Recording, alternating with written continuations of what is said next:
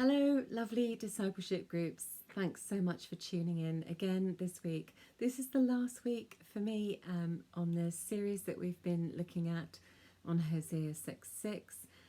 We looked this week at Solomon and the fact that Solomon didn't ever really seem to have an eternal perspective. He was reigning without really knowing the context in which he was working. And we see the hints that he doesn't really get his purpose, doesn't really get why he's doing what he's doing in 1 Kings 3. He marries Pharaoh's daughter. There's no need for that. There's no need for the treaty that he enters into, because God has already promised that there will be peace in his land. Israel is very powerful. Solomon doesn't need to compromise by entering into a relationship with a heathen, a pagan princess, and definitely doesn't need to disobey Deuteronomy 17. You can have a look at that and see how he does that. The second thing is that he sacrifices everywhere, at all the pagan altars, at the high places.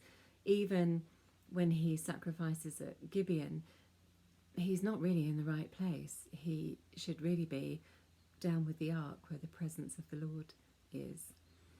So we talked about letting go of our ideas of how things might be in terms of worship, our history with the Father. Not that history isn't important, our testimony is powerful, but we really want to be moving where God is moving.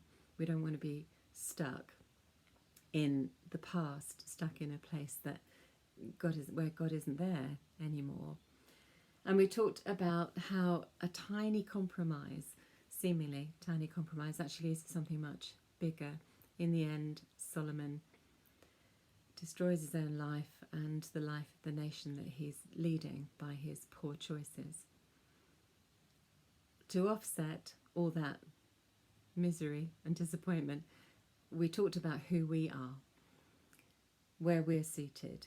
We talked about the fact that we are seated in the heavenly realms with Christ, that we are far above the powers and principalities, that we are not subject to the things that Solomon was subject to, because we have the Holy Spirit of God alive and at work in us, and we are seated in a place of great authority.